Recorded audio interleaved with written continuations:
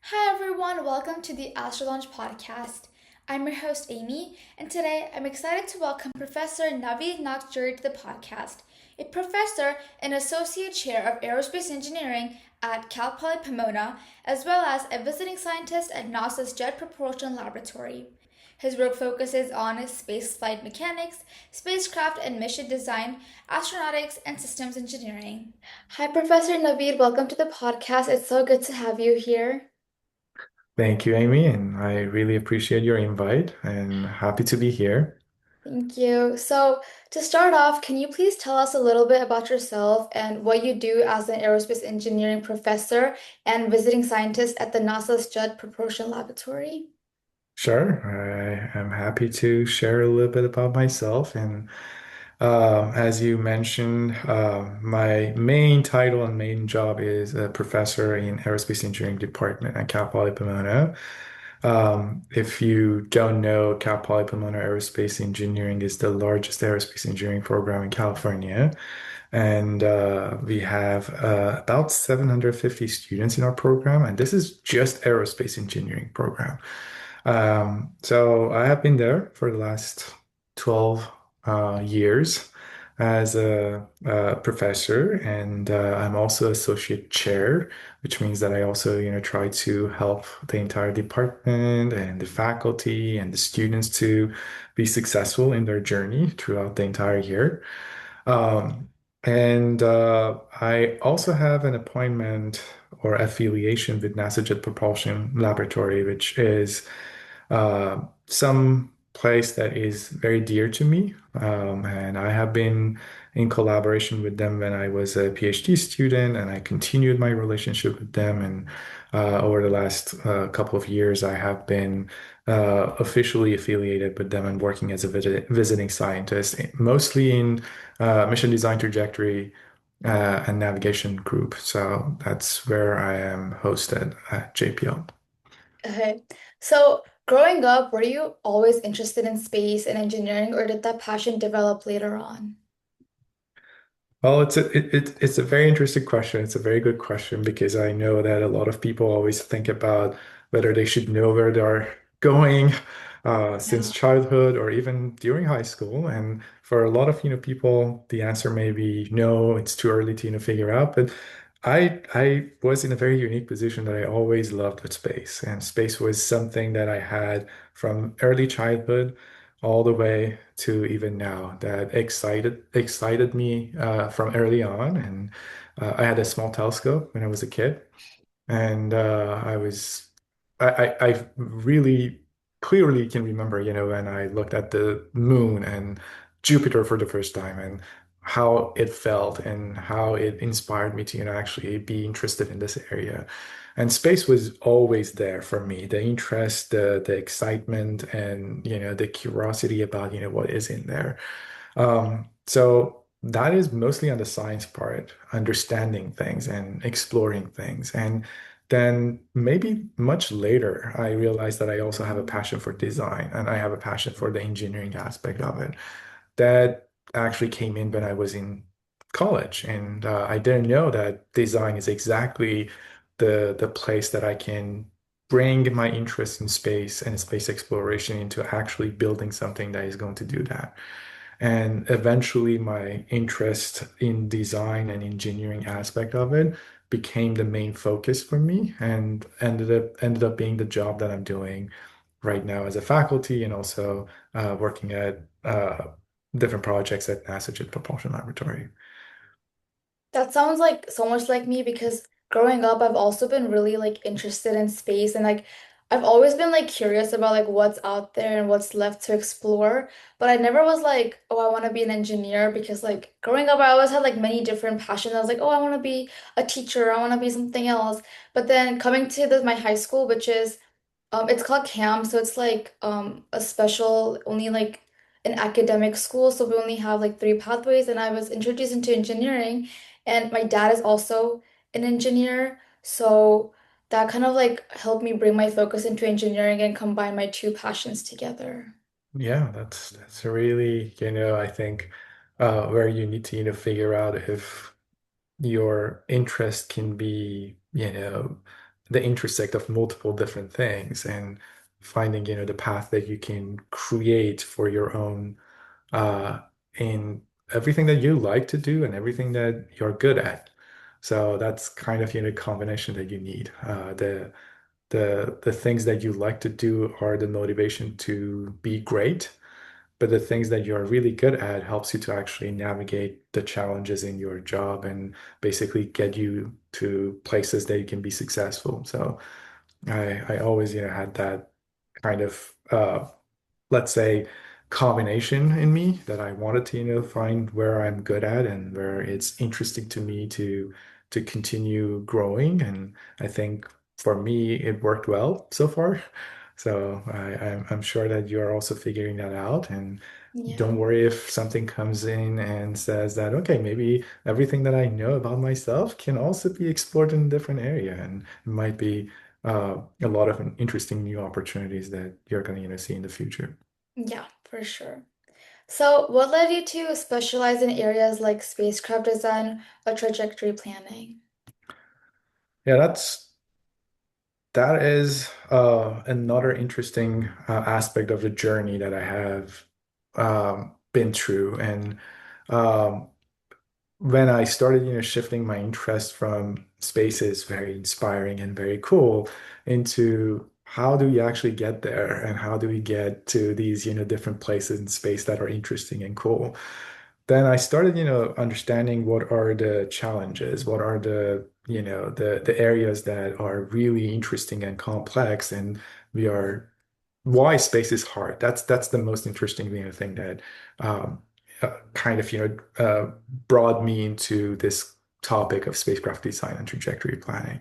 So when you're thinking about spacecraft design, it's kind of a combination of creativity, physics, engineering, a lot of problem solving, all of those things that you want to see in one place, you can find it in spacecraft design because we're talking about a very complex system. We're not talking about designing some simple, cool stuff. It's basically a lot of different things that you need to, put together, and you need to work 100%, very, very well, because you only have one opportunity. When the spacecraft leaves, you have no way to, go back and fix things that you didn't, foresee. So this is the interesting and also very challenging aspect of spacecraft design that was really exciting to me. But also trajectory planning or generally mission planning or mission design. So a lot of people refer to this particular area as the mission architecture because you're technically designing something maybe for the first time and maybe only once in the lifetime because every single mission is different. And when we're talking about trajectory planning or trajectory design or mission planning, we are basically thinking about all of the things that the spacecraft has to go through in order to get to the target and do the mission that you designed it to do.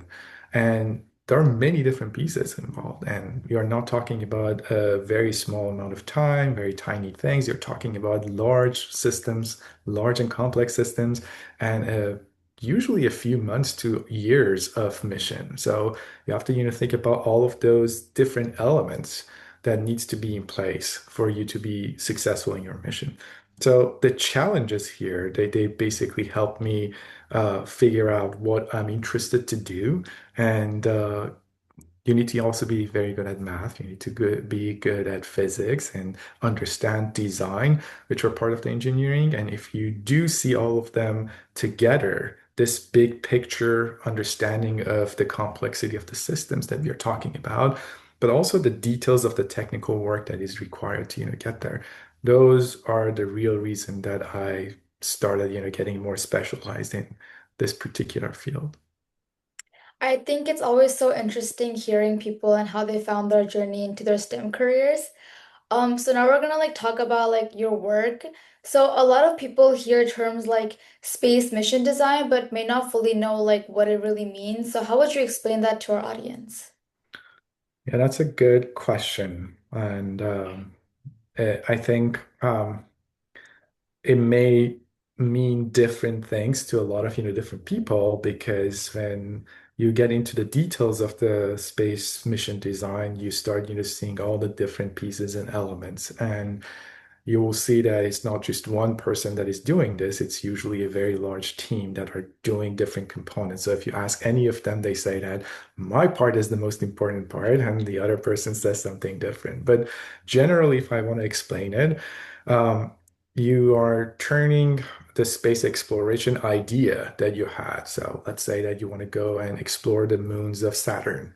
And that's interesting from the scientific perspective. So the job of the space mission designer is to turn those goals and objectives from a science perspective, from an exploration perspective, or even from a logistical, type of missions that you want to, do some sort of, let's say, support or some sort of a service into what is a realistic mission plan that can achieve all of those. So, as space mission designer, you start by defining the goals for the mission, trying to understand how to accomplish them, what are the feasibilities that allows us to actually get to those goals. You start, deciding on what the spacecraft needs in order to get to these, targets and do the mission that you're planning to do. And thinking about instruments, thinking about, how much power you need, thinking about what is the communication you're going to use, what is the operation that is required, and eventually thinking about the actual orbit and the trajectory that takes you from one place to the other place.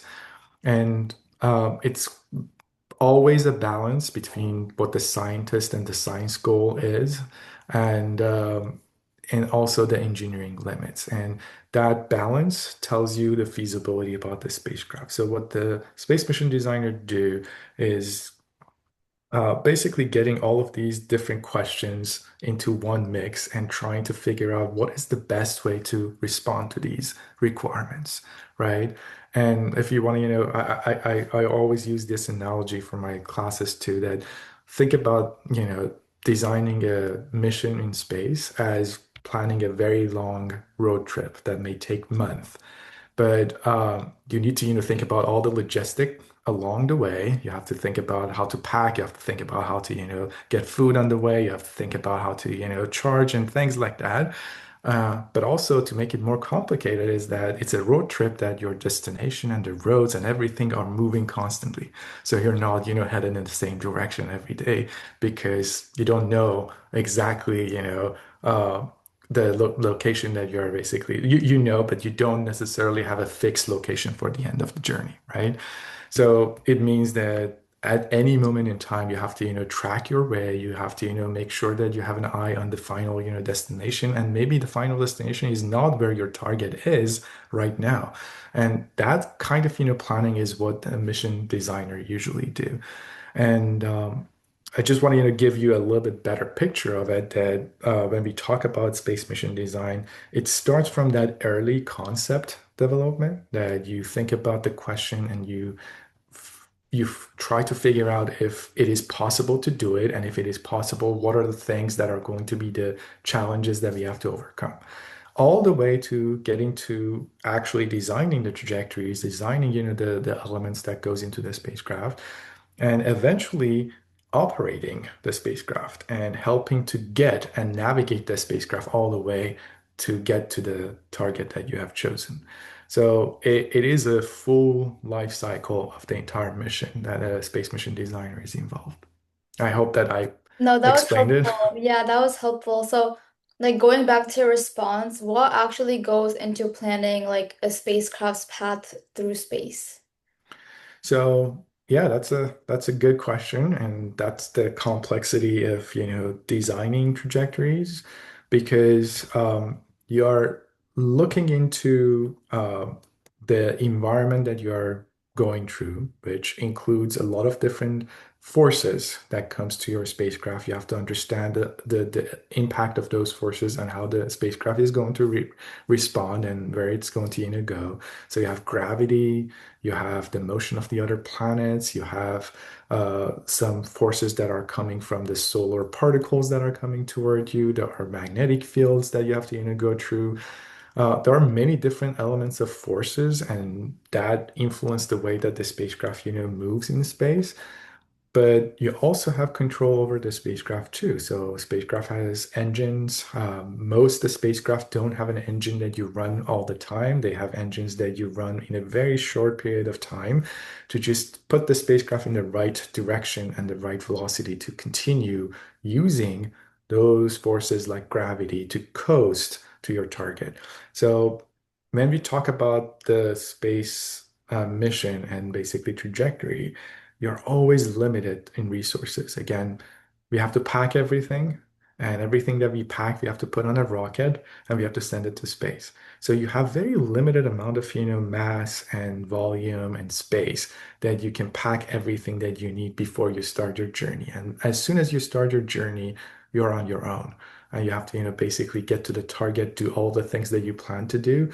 And the challenge over here is usually understanding how to minimize the amount of things that we are using at any moment in time. And then looking at all of these elements, environmental factors, and all the other, factors that we have, all the controls that we have over the spacecraft, and figure out what is the best and the most optimized way to do exactly what you need to do. So that's generally the areas that a trajectory design is centered around. So taking like just like the moon as an example, if like multiple types of companies want to go to moon, they will have a different path that they choose. So they can have different paths depending on when they leave. There are always, small changes. The nice thing about some of these targets like Moon and Mars that we have explored for good amount of time and good amount of, years is that we kind of, figured out what are the optimized way of doing it. It Yeah. may be slightly different every time, and you may have multiple, good options that you can choose from. But these problems, we actually end up, creating very robust way of getting there, or at least understanding what are the main ways that we have to, try for it. And every time that we want to start a new mission to Mars or a new mission to Moon, we always, go back and look at all of those previous design and say, this may fit. Let's try to, adjust it a little bit to match the timeline, to match the spacecraft needs and things that we have to get there. So that is unique about these two target. But if you're talking about, let's say, going to Jupiter or going to Saturn or going to even Venus and other places in the solar system, for many, we have only few examples, if any, right? So some targets are completely new. So you start from scratch. You basically say that I have to, start exploring every possibilities and then narrow down to the best option that I have. But in many cases, there are maybe few examples that you can look at and say that, I learned this from this mission, so let's see if it's relevant here too. But majority of the problems they are starting from a very large design space, as we call it. And in that large design space, we are talking about millions or billions of trajectories that can get you there. But then you have to narrow down from all of those options into one that you're going to fly the spacecraft. Sometimes two to have a backup in case that something goes wrong. So you have a backup option. But it's the art of understanding how you can go from that large design space into a smaller set of possible options. So can you share an example of a project or like research topic that you worked on that you found especially exciting? I think um, there are some examples, but I really like to, highlight one of the projects that I'm working on because this is really exciting to me. And this is a project, it's called CubeStep, and you may be able to, find some information about it. Um, but the reason that this is very interesting to me is that it's basically a work that I'm doing between JPL and university. So it's kind of a collaboration between the two entities. And I think the reason that it's very interesting to me is that I was involved from the very early concept of this mission to right now we are in basically the phase that we are integrating different pieces of the spacecraft and going through testing to make sure that the spacecraft is going to be successful in space. And hopefully next year we are going to launch this into space and operate it for at least 2, 3 years. So that is really interesting to me because I'm seeing the entire full, cycle of the design to operation for this mission.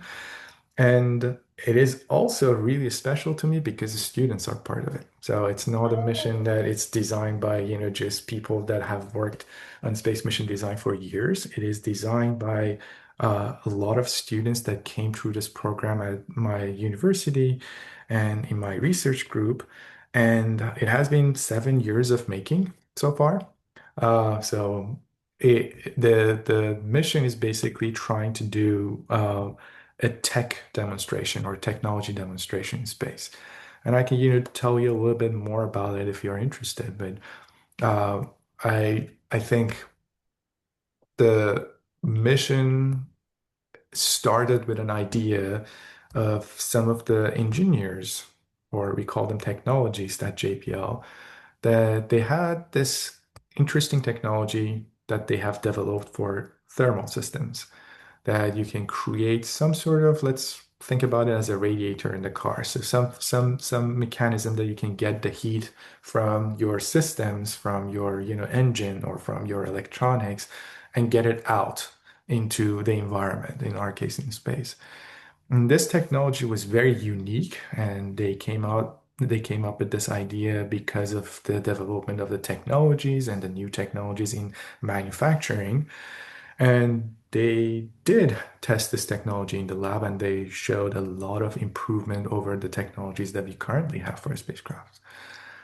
And the next phase in all of these technology demonstrations or technology development is that you need to, take this into space and test it in space because you never know, or you have some idea, but you never can prove without flying that this technology is going to be exactly how you think it is going to be when it's operating in a space environment. As I said, space is very challenging. We're not talking about just, no air and maybe different, light and darkness and things like that. We are talking about an environment that it has radiation, it has a lot of, unwanted environmental factor, a lot of, thermal conditions that you have to deal with. So we want to know how it works in space. And the idea of this mission, the CubeSat mission, is that we took those technology and we said, as a university, we can actually do CubeSats, which are small satellites that the university designed. But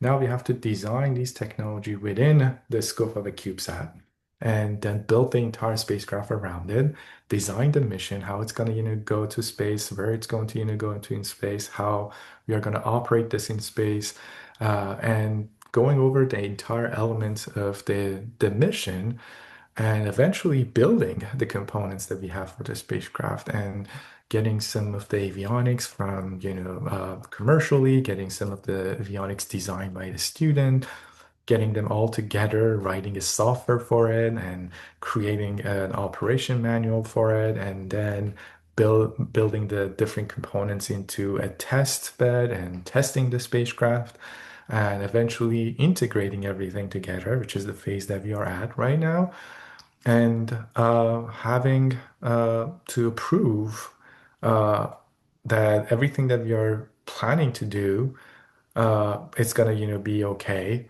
when we launch. So we have to confirm that. We have to, basically approve all the designs that we have gone through by doing testing.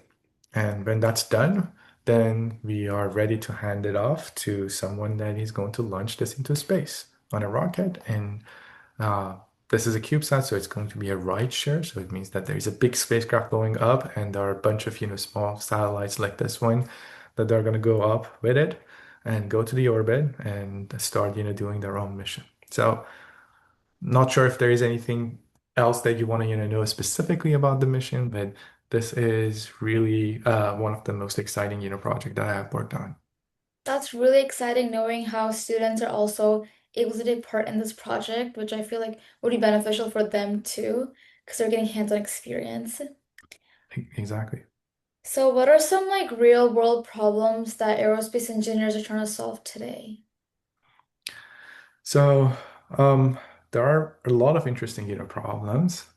Um, but I'm gonna, focus more on the space side of things because Definitely when we talk about aerospace, we have the aeronautics side, we also have astronautics side. So I'm more focused on the space or the astro side of this. So I'm gonna, focus on that. Um, but there are some interesting things that are happening in terms of the future of the exploration in space. And I can, highlight a few things that especially is interesting for people that are coming to this field for the future. For example, we are looking at a lot of interesting monitoring and observations that we do from space on Earth. These are called remote sensing. Uh, the technology has been developed a lot over the maybe last decade. And these technologies are going to, get on the spacecraft, get on the satellites that are orbiting around the Earth. And we want to, know more. We want to, have more real-time understanding of the things that are changing on the ground. And you can think about it about, wildfires or, disaster responses, looking at the environmental, changes, looking at the climate, looking at the oceans. Uh, Having these technology going to space and getting all of those information back and analyzing them with all these, new technologies that we have on analyzing large data and using AI and things like that. Those are really interesting for the perspective of a scientist and also from service providers that they want to, also look into expanding on those capabilities. We are also looking at maybe um, the lunar and planetary exploration, and those are getting extremely, um, let's say, let's say, popular right now with the Artemis launch. You can see there's a big race of getting to the moon and building a lunar base over there, which also provides a lot of opportunity for the commercial sector in aerospace to be in that, competitions and try to, get there and have the assets and resources on the moon and even explore beyond that, seeing how we can, go beyond the moon and support travel of human to Mars and beyond. So it may not necessarily be all within the next, couple of years, but it is a path and it takes long amount of time until we can do it successfully and we can do it safely. But it takes many, many different steps, and that's a very exciting part of the space exploration. And people are trying to figure out how we can do this because we haven't done this before. We have not lived on another planet ever. And this is exciting if we start, going there. We did step by step building, the capabilities, and we had the ISS for the last many years, the last 26 years, that constantly had people living in there. But going into the moon or the Mars, it takes a completely different mindset and technology, and people are working on creating those technologies. On the, let's say, on the challenges that are not so good on the space, uh, let's say, area, we have the issue with the space debris. We have launched so many satellites and so many, rockets into space over the last 60, 70 years, right? And there are pieces of these spacecraft that are still orbiting around Earth. And by now, a lot of you know about these commercial companies putting large constellation, which means, large number of satellites into space for supporting internet, for supporting, communication, for even thinking about creating data centers in space. All of these requires understanding of how these pieces of, older satellites and the new satellites are going to create challenges for flying around the Earth. And it can, lead in disaster. It can also, lead into a lot of challenges for the scientists on the ground that are trying to, observe the sky and looking in the sky. So space debris are a really big area of exploration right now, and um, something that might be also on, let's say, interesting, challenging, area is the planetary defense area, which we know very well that if a large, let's say, rock or a large, particle is going to, hit the Earth at some point, it can even get into situation that we no longer can, have life on Earth. So that's not going to happen, at least for a foreseeable future, because we are looking at this constantly. We have the planetary defense mechanism and area that is constantly cataloging all the elements in the solar system and predicting where they're going to be in the next 20, 50, and 100 years. But we have to be prepared. If at some point we miss something or something, changes in their orbits, how are we going to, respond to it? So that's the area of the planetary defense. I don't want to, make anyone anxious about it because we are really looking at all of these things and we know exactly what we are expecting in the next at least 20, 50 years. But eventually, we have to have technologies to be able to defend the Earth if something like this is going to happen to us. So I think those are main areas that comes to my mind that people in space area and space exploration area are looking at and might be interesting to people at your age that are coming into college and later into the job market. Think about the future of these areas. There's clearly so much behind the scenes that goes on that most people don't really hear about, and it's interesting to know how all these factors come into play. So now talking about like technology, what kinds of technology or computer programs are most important in your field? Is also a very good and maybe evolving question. So, um, there are a lot of software that people use, and because the field that I'm at, it's more about the entire systems. There are many different pieces of software that we have to, use for designing a spacecraft. There are a lot of CAD software. There are a lot of, analysis software that they do very special things like thermal modeling or looking at the, aerodynamics or looking at, structural, design and analysis. So a lot of different softwares like that, and also a lot of coding that happens in my field, and especially when we are talking about trajectory design and mission design. As I mentioned, this is very unique to each mission, usually each spacecraft. So you have to create a whole new sets of codes and programs and software that can support that particular spacecraft and mission. I'm saying it's a evolving, process because the last couple of years with the AI and how these large language models can actually do a lot of these work for us, and they can help us to write codes. They can help us to write a lot of pieces of software and explorations. This is getting into a very interesting area that I don't think that we know the answer yet, but a lot of people in my field are using code generating softwares right now for MATLAB and for Python. You can easily go to some of these tools and create your baseline code to start with. The thing about let's say AI and AI using aerospace is aerospace usually works on a very high standard and it works on a lot of requirements that goes into validation of your work.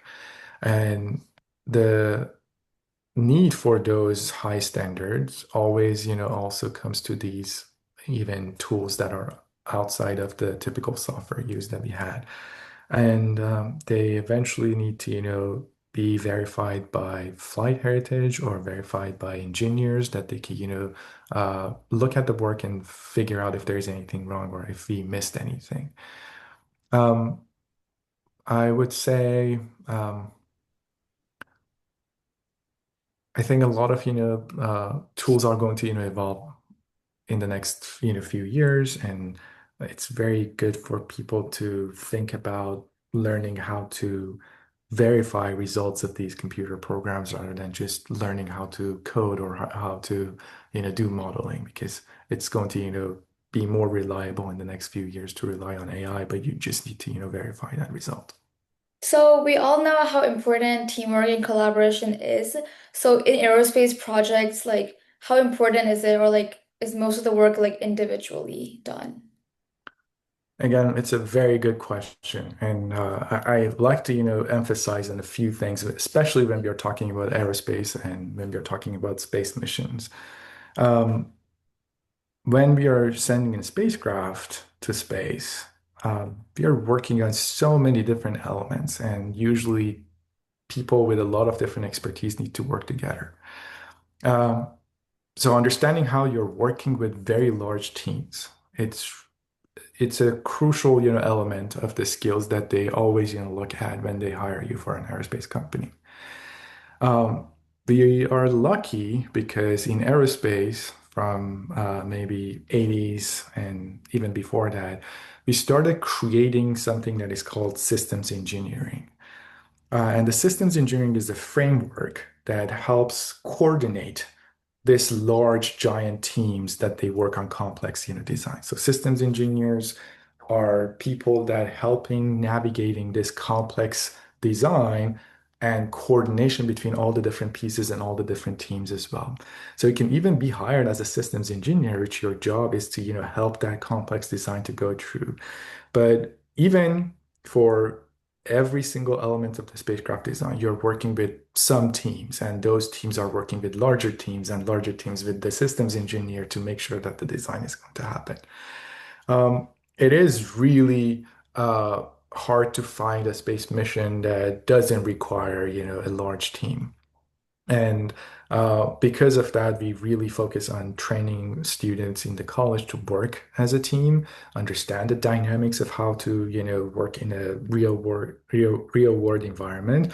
Also understand the hierarchy that, how we need to, make decision, how we need to manage a project and things like that. So those are really key skills that students need to learn if they want to go to aerospace. But another thing that I want to, highlight here is that aerospace, I mentioned, it has a lot of high standards because of the type of systems that we are working with, because of the nature of, space missions, also the nature of other elements in aerospace, like, defense and working on, aviation. You're you're talking about very high stake uh, systems that they are involved in either, saving life or in defending or basically creating technologies that are really at the edge of the technology creations and, uh, use. And because of that, aerospace also holds a very high ethical standards. So as a team, you always, get to learn how to be ethical in your individual work. So when you're doing something, what is the impact that it has on everything else? How do you make sure that it's used properly? How do you make sure that it is, the right way of designing it? All the way of how you're going to, basically work with the team ethically to make sure that every everywhere that you can raise your concern, it's heard. Everywhere that you need to talk about the impacts, everybody can share their perspective. So you learn all of those elements and it becomes very important. And I don't want to take too much time, but you can see that if something goes wrong on a Boeing airliner and or one of the aircrafts and something goes wrong, there is a significant amount of money involved that needs to be invested to fix it, needs to be invested to repay the damages and things that happens on that particular incident. And we're talking about billions of dollars. So ethics plays a very important role here, as well as good engineering that helps you to not get into those situations. But being ethical, understanding the ethics when we are working on these large teams and large companies, that becomes a very important part of the aerospace teamwork. So, like, as a professor and a researcher, how do you balance like teaching student and working on research? Um, but yeah, it's an ongoing challenge. But I think it really depends on your personality and your style of time management.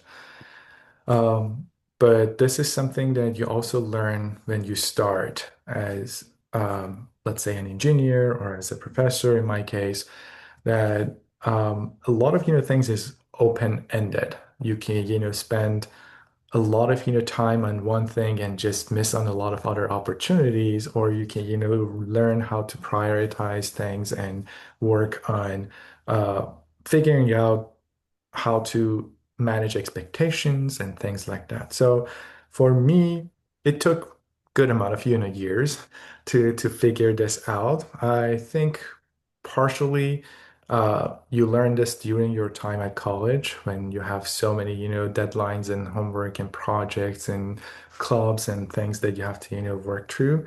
If you go to a PhD program like myself, you learn that during your PhD research, how to manage the research expectation and the timeline, and also, take courses and teach and things like that. But eventually, when you get to your final job, then you start, learning what is your way of responding to different things. Some people are very quick learners, so they don't need that much, time to, learn things. Some people prefer a very deep, block of time that they need to, learn things. Some people are more visual. Some people need to spend a lot of time. So depending on your style, you figure out how you can manage your time blocks that you need to finish certain tasks.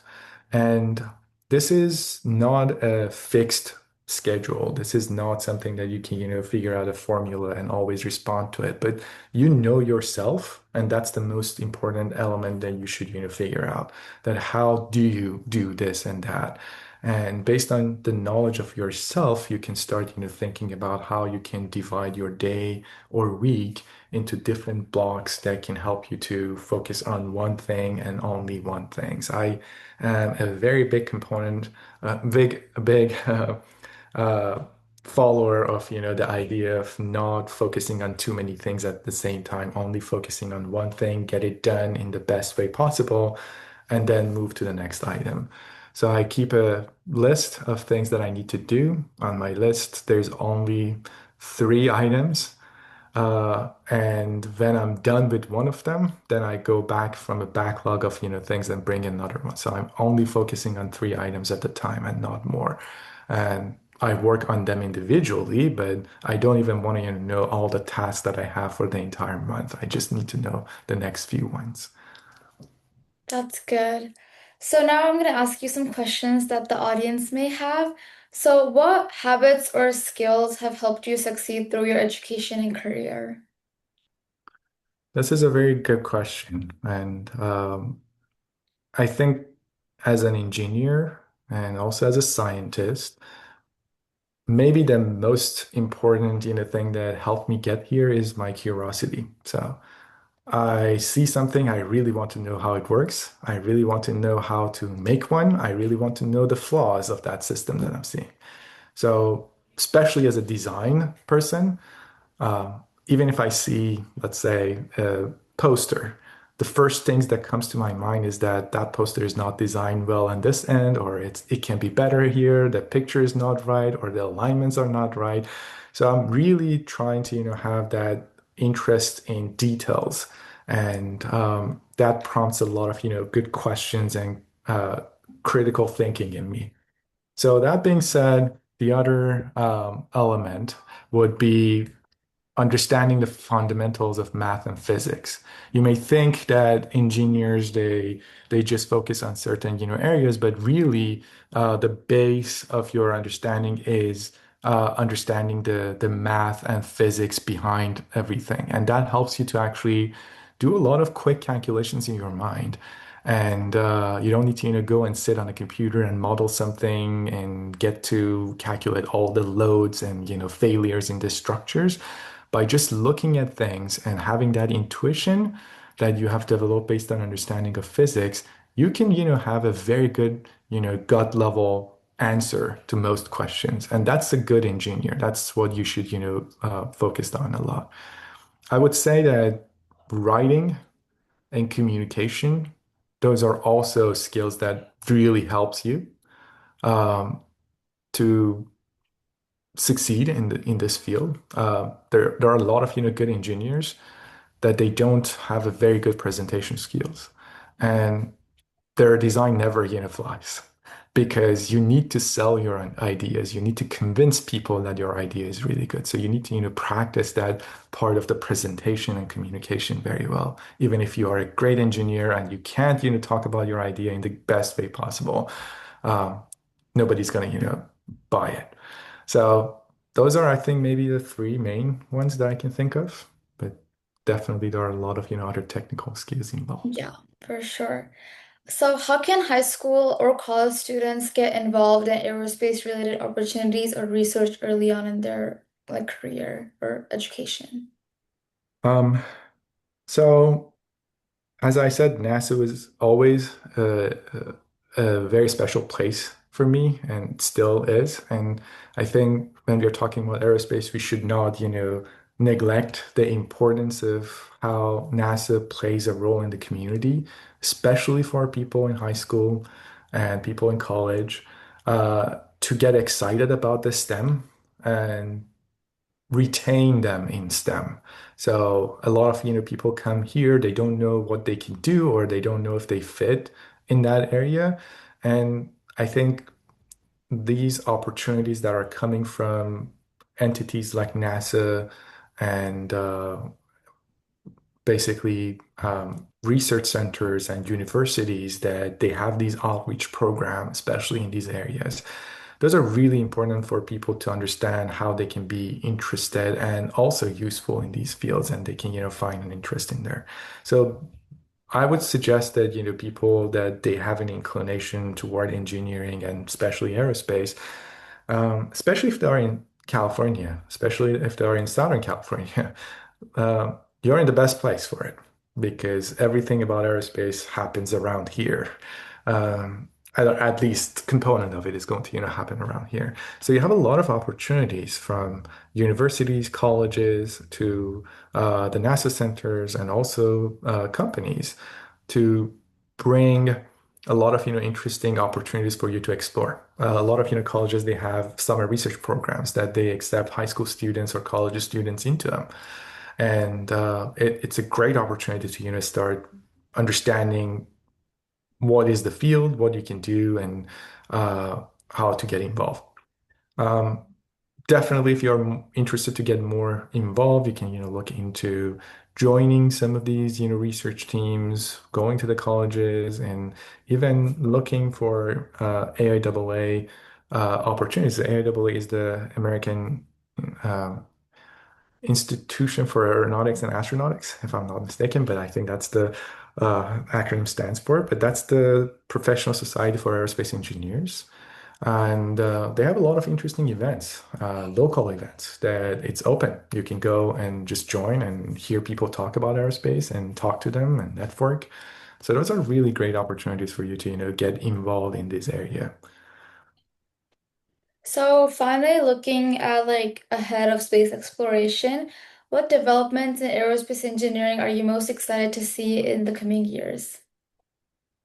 Yeah, I think we talked about some of the, things that are interesting in the aerospace field, and I'm really excited about the opportunity for the lunar explorations and the future of, planetary missions and explorations. I think there's a lot that is going to happen in that area. Um, we are looking at a lot of commercial companies getting involved in aerospace and space technologies.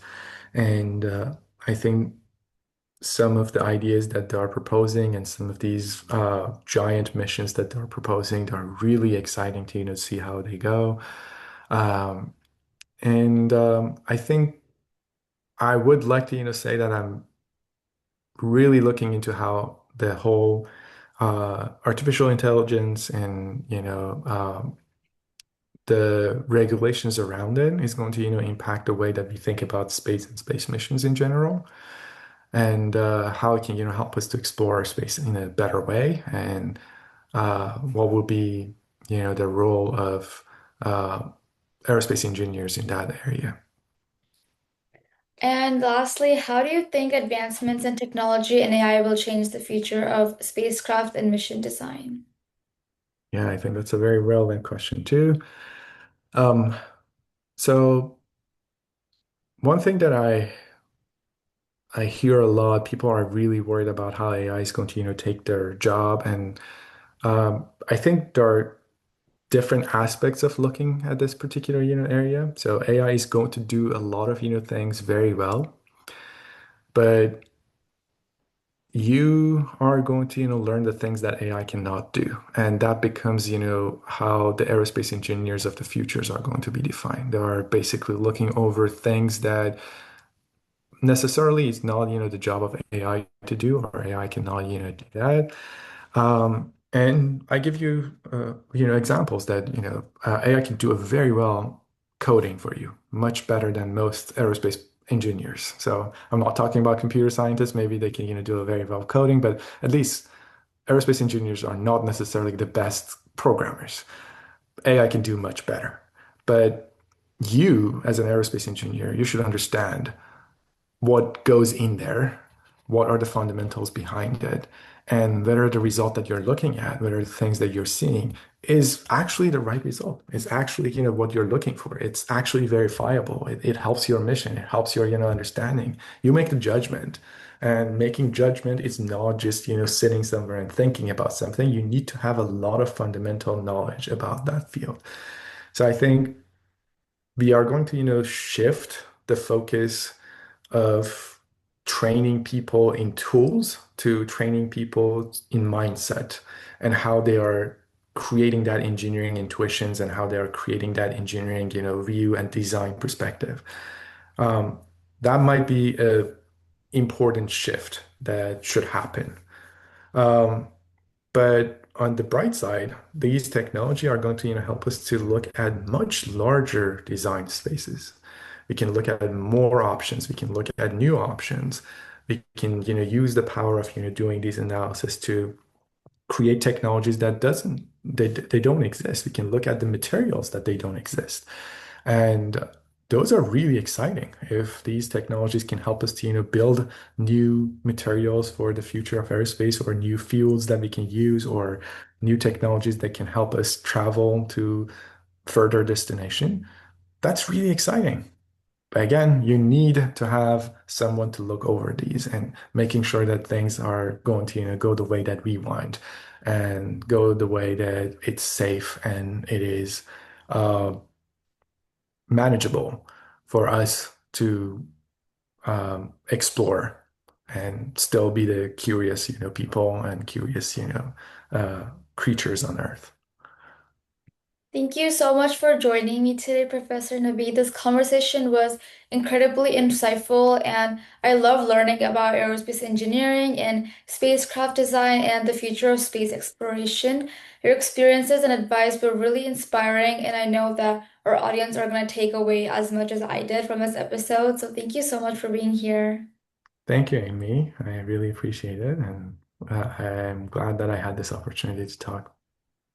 Thank you. Thank you to everyone who joined us for today's episode. I hope you learned something new and felt just as inspired as I did.